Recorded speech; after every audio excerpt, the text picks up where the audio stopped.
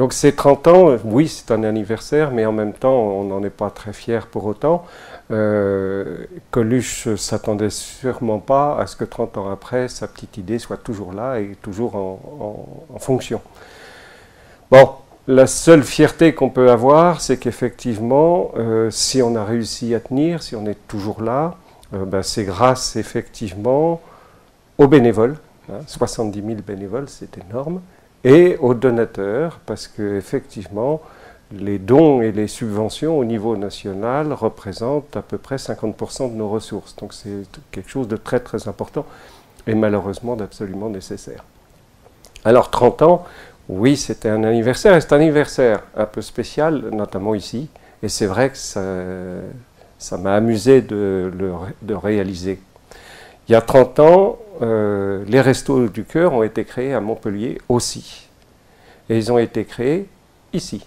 Et c'est ça qui est extraordinaire. Le siège des Restos du Cœur, il y a 30 ans, c'était Subdeco. Donc, effectivement, c'est sympa d'en parler, c'est sympa de s'en souvenir.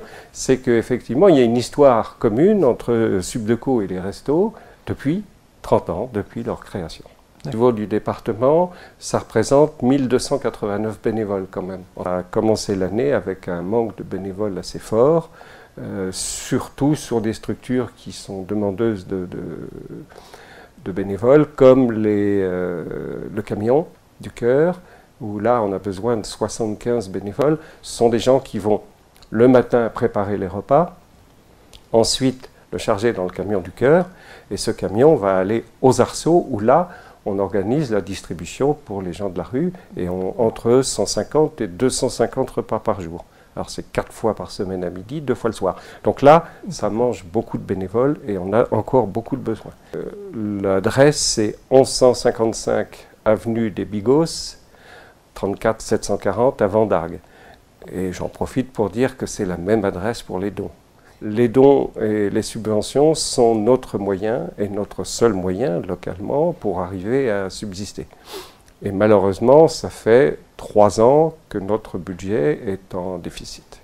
Oui, on fait toujours appel aux dons et c'est vrai que les dons peuvent être envoyés à Paris et il y a eu des campagnes fortes pour les appels aux dons, mais les gens peuvent aussi nous aider directement en envoyant les dons à l'adresse que je vous ai indiquée. Alors ce qui est vrai, c'est qu'il y a depuis plusieurs années déjà, on travaille avec chaque année avec des étudiants. C'est Prométhée, c'est Alpha.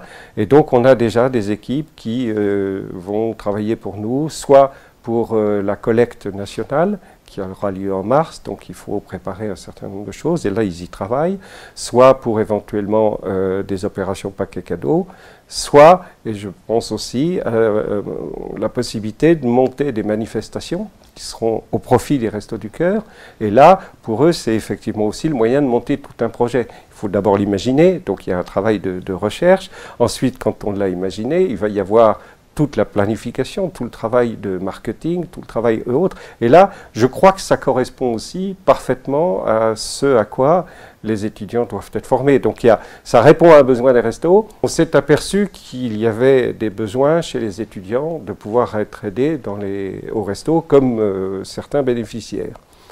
Et jusqu'à présent, nos heures d'ouverture correspondent plus aux possibilités de nos bénévoles, qui sont souvent des retraités, donc c'est dans la journée, c'est de 9h du matin souvent à midi et de 2h à 17h, ce qui ne sont pas forcément des horaires, et souvent en semaine, ce qui ne sont pas forcément des horaires qui correspondent aux besoins des étudiants. Donc on se dit qu'il y aurait une réflexion à mener, et c'est quelque chose sur lequel on va se pencher, pour essayer d'utiliser les locaux qu'on a. Certains, il y en a à Mosson, il y en a d'autres à Aiglonde, qui sont sur des lignes de tram.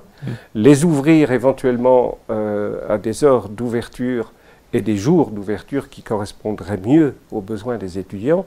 Et pourquoi pas servir des étudiants, mais se servir aussi des étudiants comme bénévoles. C'est-à-dire faire quelque chose qui soit vraiment pour les étudiants et peut-être par les étudiants. Je suis très content de cette collaboration qu'on a depuis finalement 30 ans avec vous, et pourvu que ça dure.